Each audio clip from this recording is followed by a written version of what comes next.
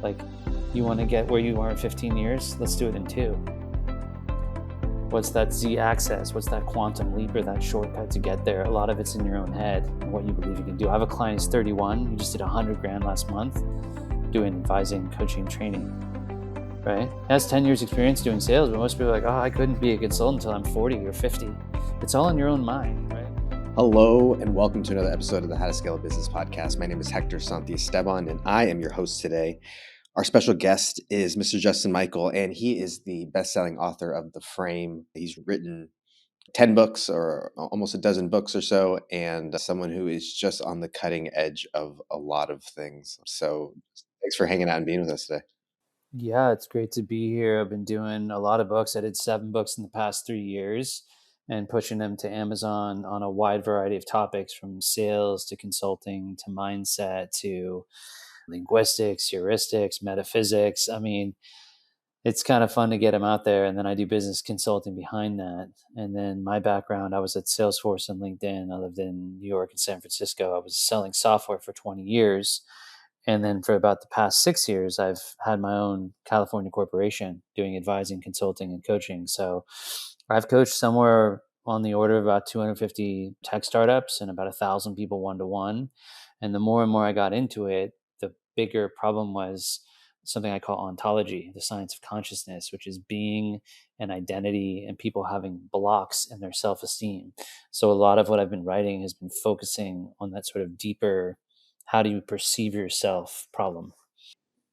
Yeah, I think one of the things that you, like I said, you're on the cutting edge of, and I think is sort of coming to the head is this mix between, I don't know, business and spirituality, sort of call it to create some terrible terms for them.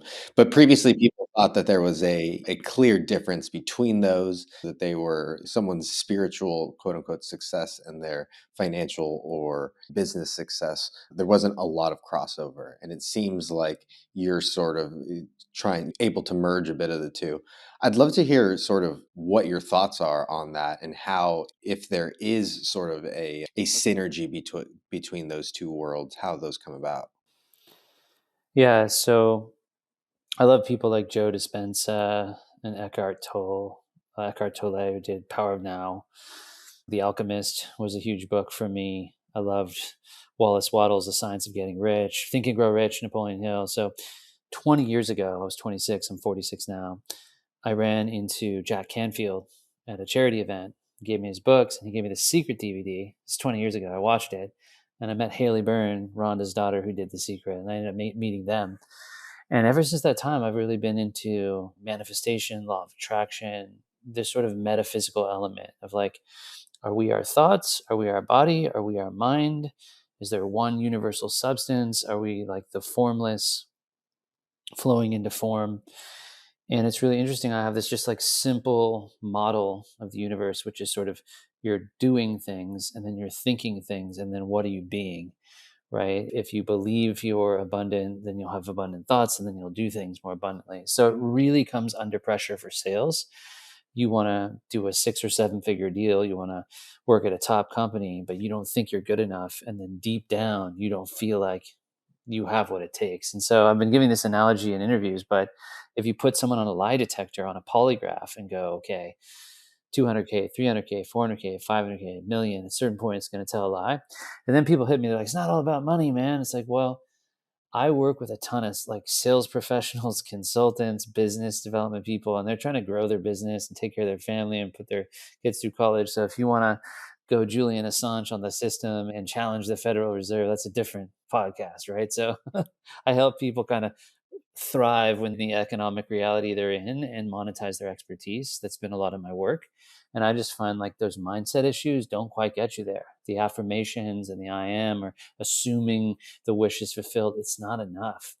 Best way to look at it's like smoking, drugs, and alcohol. Like if you're a chain smoker, I can sit there with a shotgun for 60 days and you won't smoke. And then like 3 days later when I'm gone, you're going to start smoking again because your identity. And that was Charles Duhigg, amazing book, The Power of Habit. I'm sure you've seen that.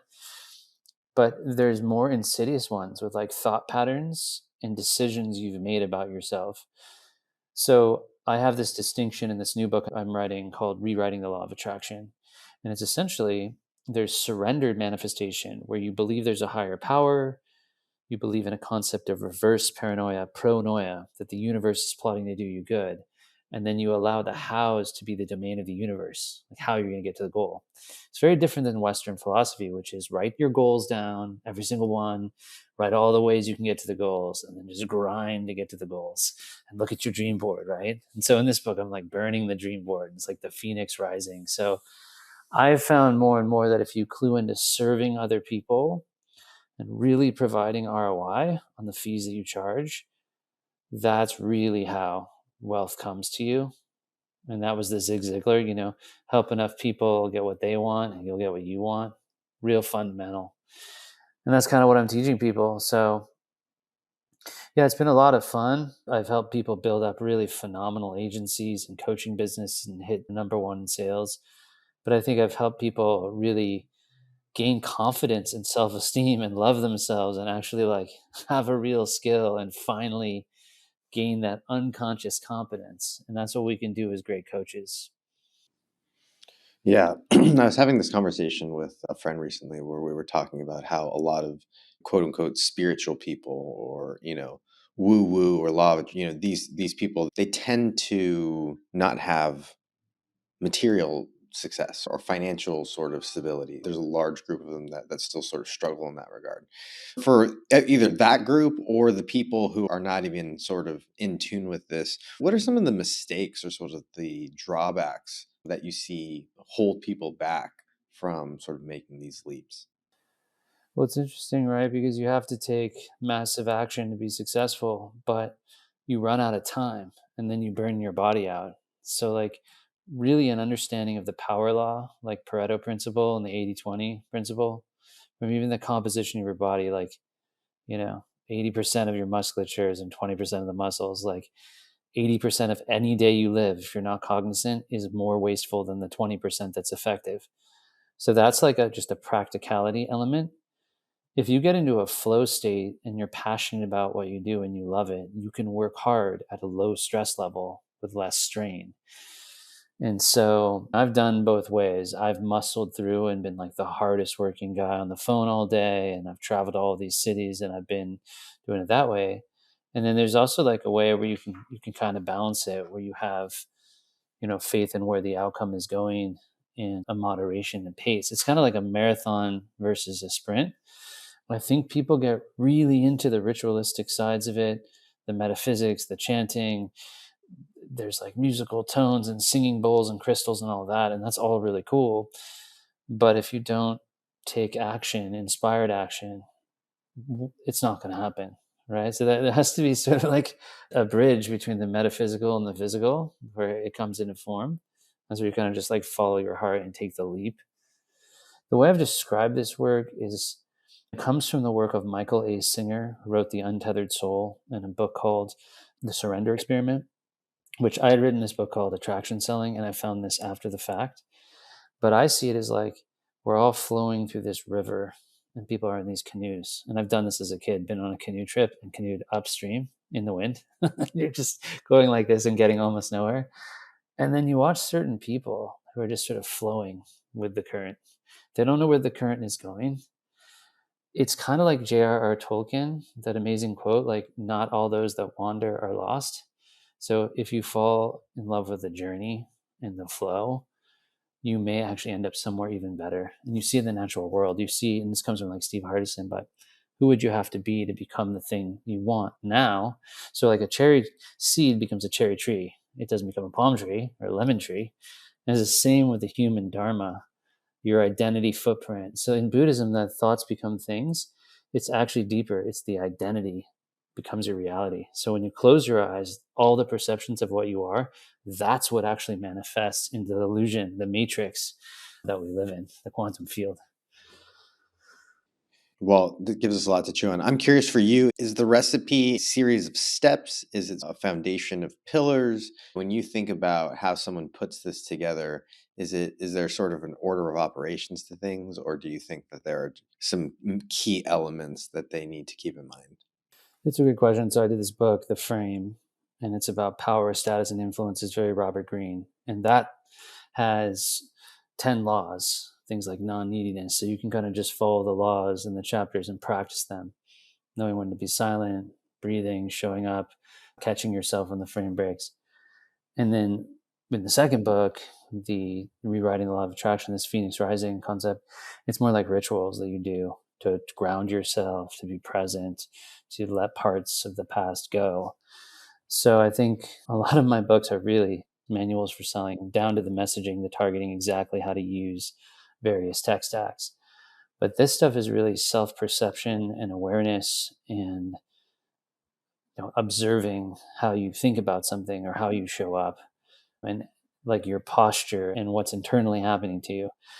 A lot of the power of this work is just getting the attention off yourself. And I think that's the heart of success in consulting, because I train a lot of consulting, is like me putting my focus on you and being curious. And that comes a lot from Dale Carnegie. So the answer is yes, there is a set of models, frameworks, systems, heuristics, if you will, if you look at the two most recent books, The Frame and Phoenix Rising. And from there, it'll give you a lot of ideas. Not so simple as ask, believe, receive, and put up the dream board. Because life is a series of hair trigger situations. Like, you're going to get fundraising, you're going in for that giant job offer, you got to ask someone on date, you got to buy a house, you got to purchase something, make a risky investment. And in those moments, it's so pressurized and it's so easy to do the wrong thing. And you just see with top performers, top salespeople, really successful business people, they're framed the way they carry themselves. And then there's also like just a certain level of serenity and comfort in their own skin when someone has really accomplished a lot in life. So yeah, I kind of felt like this law of becoming was the missing chapter as I put together almost the more secular stoic elements of frame psychology, which doesn't come from Oren Klaff. Actually, it comes from this guy, I think it's Irving Goffman from the 60s. So everything comes from somewhere. And usually it's like a psychologist or sociologist, that type of thing. What's nice about today is that we have so much more access to these things where now we can sort of put them together in ways that wasn't possible before. We've talked a lot about on the show about how things are changing from a technological standpoint, an economic standpoint, geopolitical. I mean, pick your space and domain and things are sort of shifting. Are there things that you are paying attention to more than others, or is there a signal in the noise for you that you're listening to? Well, the obsession with AI and automating everything and having AI take over your job, I encourage people to write and read as a symbol of rebellion. If you think of like the dictators, these totalitarian regimes, they burn the books, right? And there's a movement to keep the millennial, Gen Z, and alpha generations sort of ignorant and in the dark. So the best thing you can do for the world and your freedom is read, write, explore the classics, get a typewriter, because history repeats. And for me, there's really an awakening as far as consciousness and the pineal gland. And there's this whole generation of people like going into medicinal plants and ayahuasca. I haven't really gone down that journey yet, but you can achieve it through music, through meditation. There's a lot of different kind of esoteric things that have been happening on this planet. If you look into it, it's sort of like a red pill or a black pill. It's not necessarily a cult. There's a lot of it that's very high frequency and positive and lovely, whether you want to look at Atlantis or the fourth dimension. There's all sorts of like astral projection, like flying around the stars, and people that can like hover over their bodies in dreams, like lucid dreaming. I don't get into all of that. For me, it's a study of the real world. Like, how do you create high performance? How does someone go from making just barely getting by to creating a phenomenal company, or going and becoming a top salesperson or top coach or doing these giant deals? How do you gain that confidence, skill set, and experience? And that's just what I try to achieve as a coach. I try to break the limit of the ceiling, and I try to really deep down get in their internal psychology of how they're holding themselves back. And there's been a lot of great things written on these subjects. Like, The Secret was powerful, but it pointed to things like Neville Goddard and the power of awareness. Werner Erhard's work is really powerful, like Landmark Education. This is a really good one. Byron Katie, Sid Banks. So many cool influences you could jump into. Yeah, it's a really interesting time, and I'm glad you mentioned your prescription for dealing with AI because I think it's something that everybody's going to have to make a choice on. And so even ignoring it or abstaining from it is sort of a choice. This has been a really cool conversation. I'm curious, we've talked a lot about the spiritual side. You mentioned having training a lot of business development people in that space. What is it the same conversations you're having with them, or is there a change and a shift when it comes to people who are trying to generate sales and trying to grow their client base or grow their revenue? It's really fascinating because I put out this long series of books, and like I recently had a chief revenue officer come in.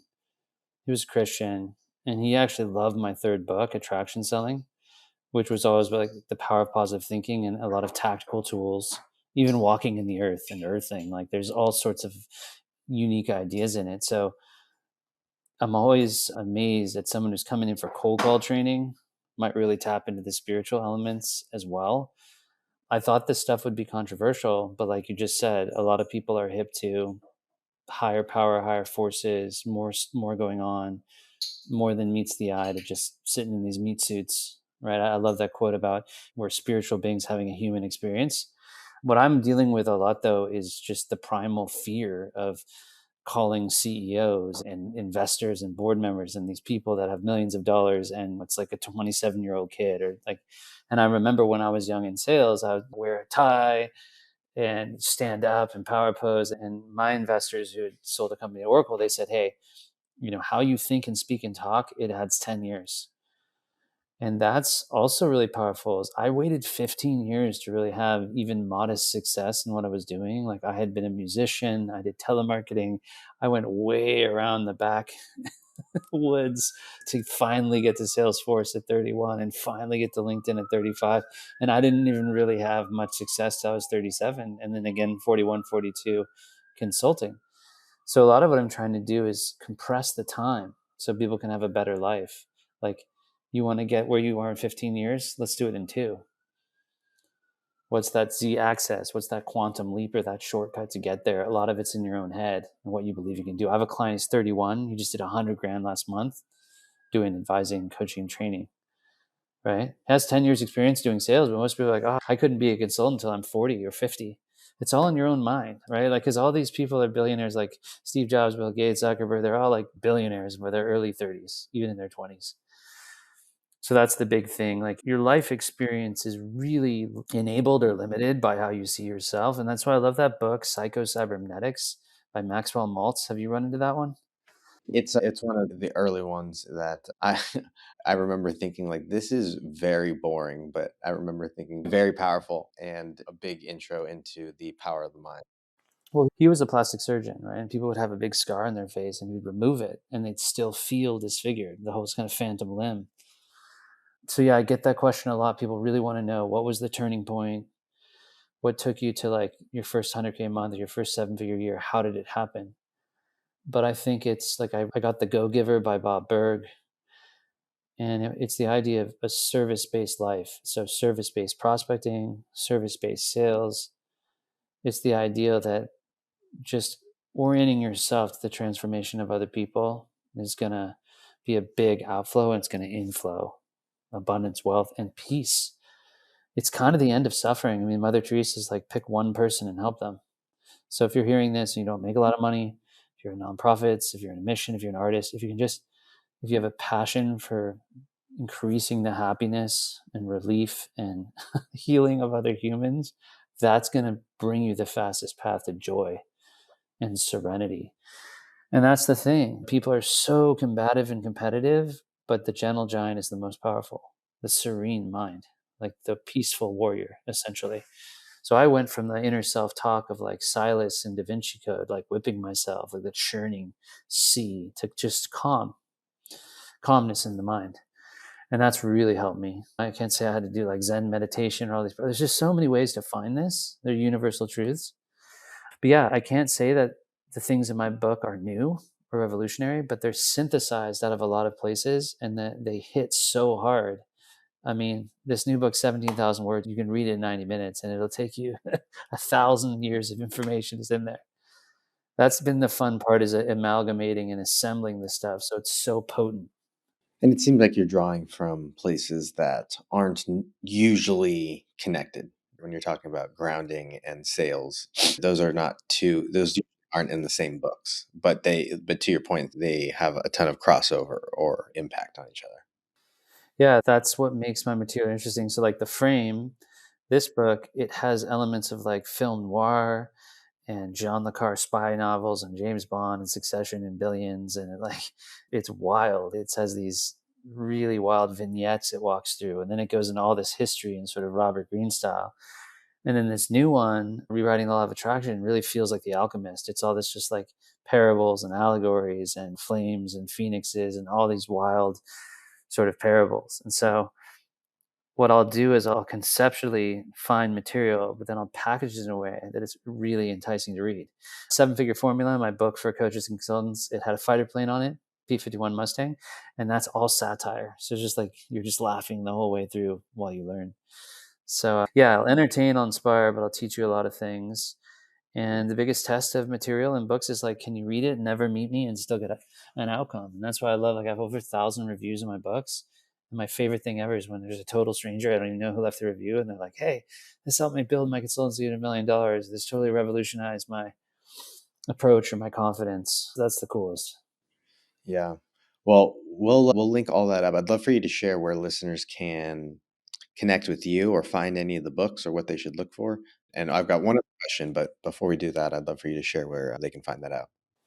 Yeah, so if you just go to Amazon and type in Justin Michael or LinkedIn Justin Michael, you'll find me. Can't miss me. I've done a ton of different books. I even have a book called The Sales Illuminati Manifesto if you want to hear my Citizen Kane. And I have a white paper called Musifestation, which is like my music and manifestation process that's like aligned with the chakras and the solfeggio frequencies and cymatics. And so as woo as you want to get, I can get you there. As tactical as you want to get, I can get you there. Amazing. Yeah, well, I'm excited to dig into some of those. And Justin, my last question is, in your opinion, what is the secret to scaling a business? Well, yeah, I mean, I think you have to have tremendous grit and passion and patience. I think for all the iteration and all the bootstrapping and all the twists and turns, you got to eat glass for 7 years to really do it. You got to delegate, but you have to realize you're never going to find people who can quite do what you do. So the whole idea of Moneyball, it might take three people to do one thing that you can do, and that's okay. Holding a vision, being aligning to something you absolutely love because you will work every waking hour. So if, like, even writing and coaching, some of these books I'll do 50 hours of editing. They're like, oh, is that all ChatGPT? I'm like, I'll analyze it with technology, but I sit there, like the sun will come up and the sun will go down and I'm still in the zone, just tweaking stuff. So the time commitment would make it almost impossible if you don't truly love it, because it's going to be a grind.